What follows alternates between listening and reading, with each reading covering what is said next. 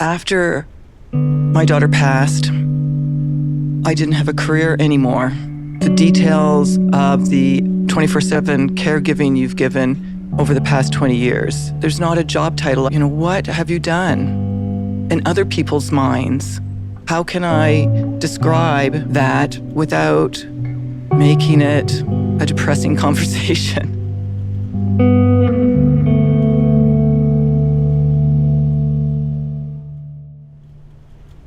It's true that every family has their own challenges.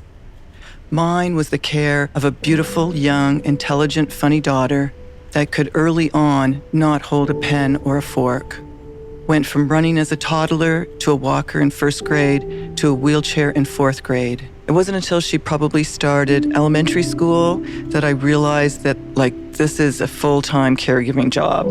Once your child becomes an age where they should be able to do all their personal care, their feeding, that's really when I might have thought, this is a full-time job of caregiving.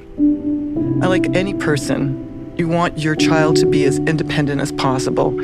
I was lucky. She was very intelligent. She was a hard worker. What I thought was, what do I need to do to make sure that she can be successful in middle school? What can she do so she's successful in high school? So the growth that she had in becoming independent to go to college, university was amazing.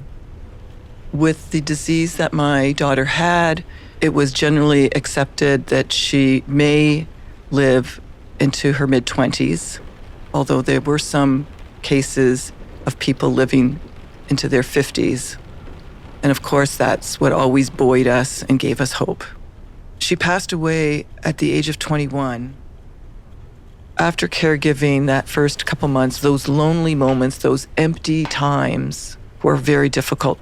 It was very important for me to think of positive memories and not the horrendous last 2 months of her hospital stay and death. We were left with the items that she needed to survive or live. It seemed like there was a lot of stuff: mobility chairs, wheelchairs, her other medical devices, cans of oxygen, pills. I remember actually having a dinner party and I hadn't cleaned it up. It was still a pretty horrendous situation. There was no door on this room. And I put this big piece of art leaning up against this folding table so people couldn't see all the stuff that I was still hadn't managed to get through. I was a bit lost at first. There is truly a lot of value in caregiving, and the value is recognized by the caregiver and the recipient, but the value is not recognized in the outside world as much. What was I supposed to say when someone asked me what I did, what have I been doing? I never really intended on being a stay-at-home mom. I did have a career before my daughter. I thought, what am I going to do for the rest of my life? Changes are slow. It was at least 6 months before the wheelchairs went. I didn't get rid of anything for a long time. You don't want to just throw out wheelchairs. And so I just thought it was really important to find people that could use and benefit from her devices. And then finally, I went through all of her stuff. I did it in small steps, and I, tried to whittle it down a little bit. It was very difficult to lose the memories of each individual item. There's light at the end of the tunnel. And now that we've started a software company, I feel at least I can say, I'm working for the family business, I'm self-employed. That is a little easier in social and business circles. I can't believe I'm saying this, but it's been 6.5 years since my daughter passed away. And I am a happy person almost every day.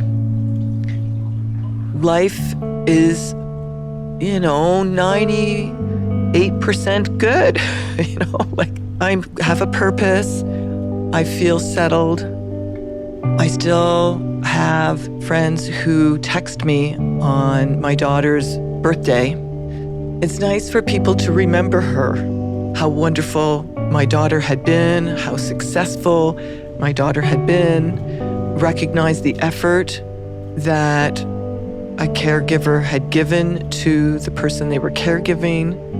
I just recently painted her room a different color. That was a massive step for me. I have a bunch of boxes of paperwork that I still have. I will go through again and enjoy another 5 years. That tells the story. It tells the story of, maybe it tells her story and my story. I was very proud of my daughter. I just wanted to say that.